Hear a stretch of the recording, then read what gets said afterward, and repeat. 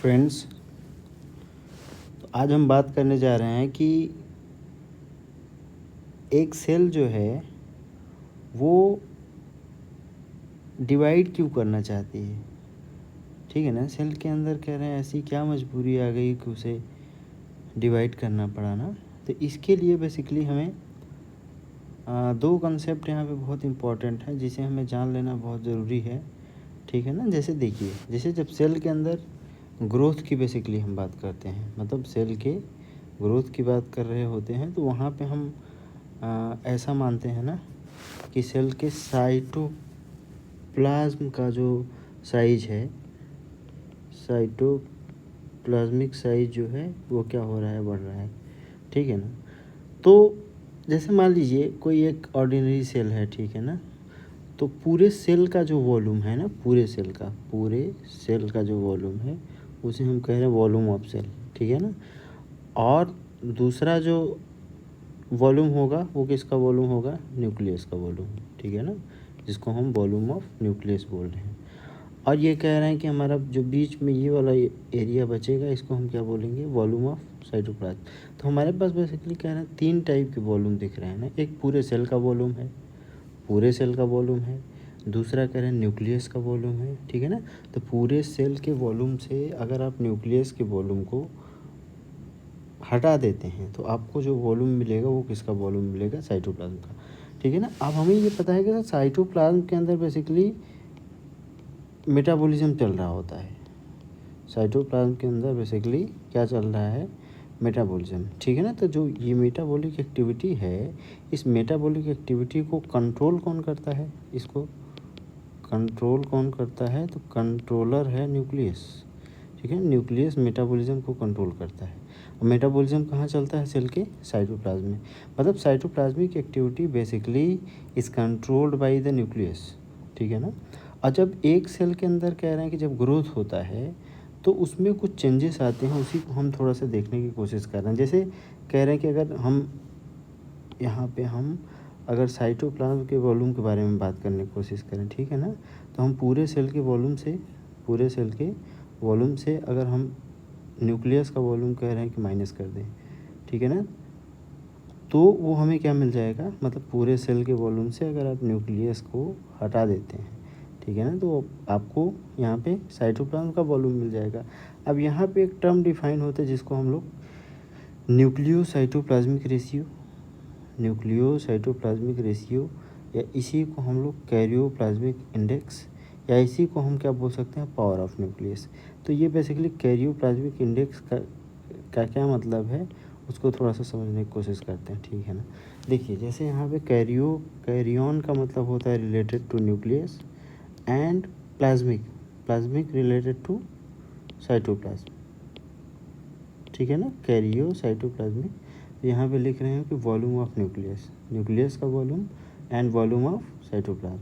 तो ये कह रहे हैं कि न्यूक्लियस के वॉल्यूम और कह रहे हैं कि सेल के साइटोप्लाज्म के वॉल्यूम का जो रेशियो है उसी को हम बोलते हैं कैरियोप्लाज्मिक इंडेक्स या न्यूक्लियोसाइटोप्लाज्मिक रेशियो। देखिए, जैसे कह रहे हैं कि जब एक सेल के अंदर, किसी भी ऑर्डिनरी सेल के अंदर जब कह रहे हैं कि ग्रोथ होता है, ठीक है ना, तो बेसिकली कह रहे हैं उसका साइटोप्लाज्म का जो वॉल्यूम होता है वो न्यूक्लियस के वॉल्यूम के रेफरेंस में, ठीक है ना, वो बहुत आपको डिफरेंस देखने को मिलता है। मतलब साइटोप्लाज्मिक ग्रोथ बहुत ज़्यादा होती है as compare to nuclear growth. ठीक है ना।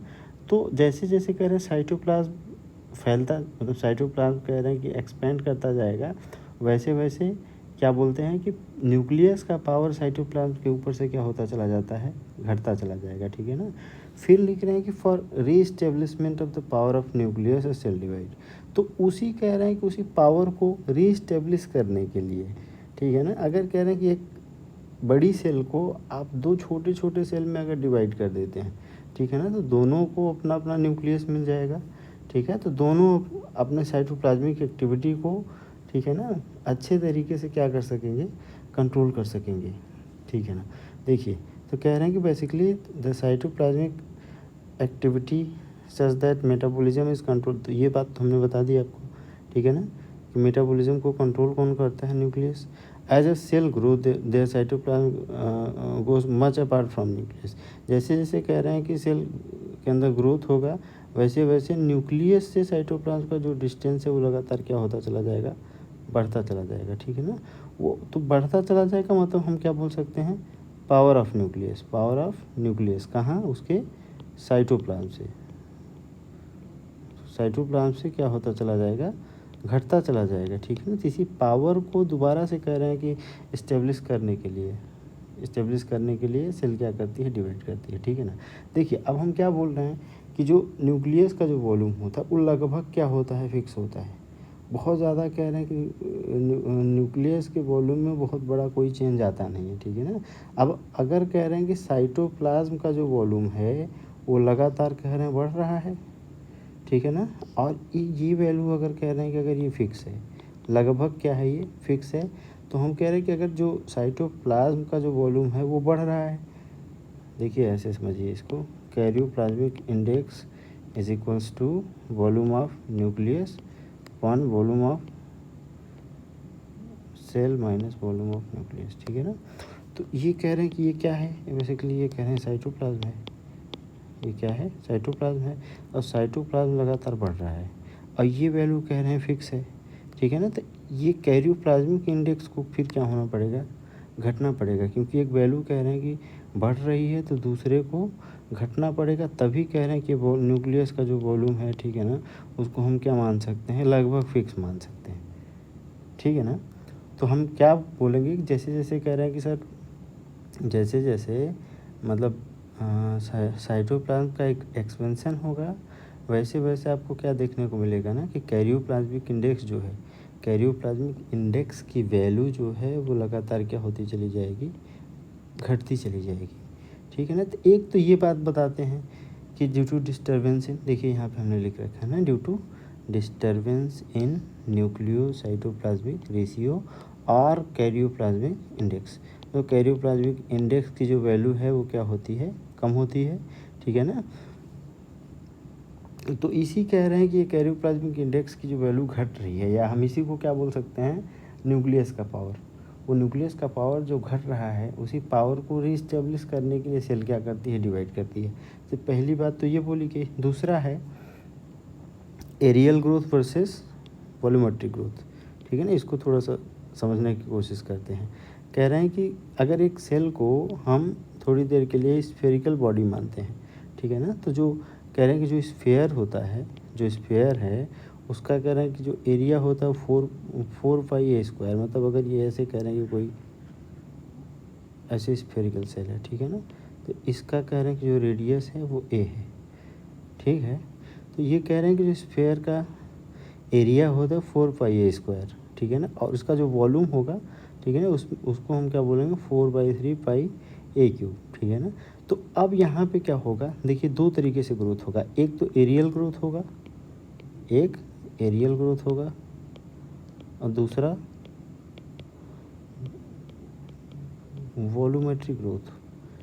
ठीक है ना, दूसरा होगा वॉल्यूमेट्रिक ग्रोथ। तो ये कह रहे हैं कि जो वॉल्यूमेट्रिक ग्रोथ होता है उसको कह रहे हैं कि सपोर्ट करने का काम किसका है, एरियल ग्रोथ का। हमारे एरियल ग्रोथ जो है वो वॉल्यूमेट्रिक ग्रोथ को क्या करता है, सपोर्ट प्रोवाइड करता है। Volumetric growth is supported by areal growth.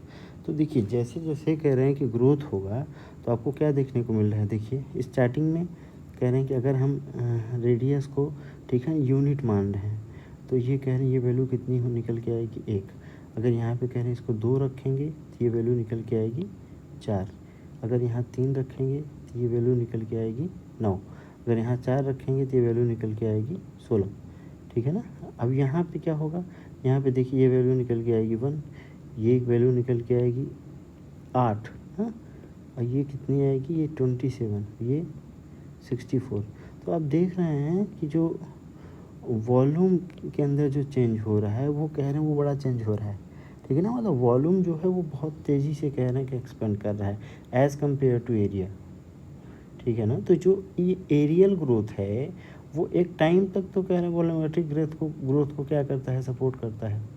एक टाइम ऐसा आएगा ना, एक टाइम ऐसा आएगा जब एरियल ग्रोथ वॉल्यूमेट्रिक ग्रोथ को सपोर्ट करना बंद कर देगा। ठीक है ना, अब यहाँ पे थोड़ा सा ये जान लेना ज़रूरी है कि ये एरियल ग्रोथ और वॉल्यूमेट्रिक ग्रोथ का जो मतलब जो बेसिक इसका मतलब है वो क्या है, देखिए, ठीक है ना।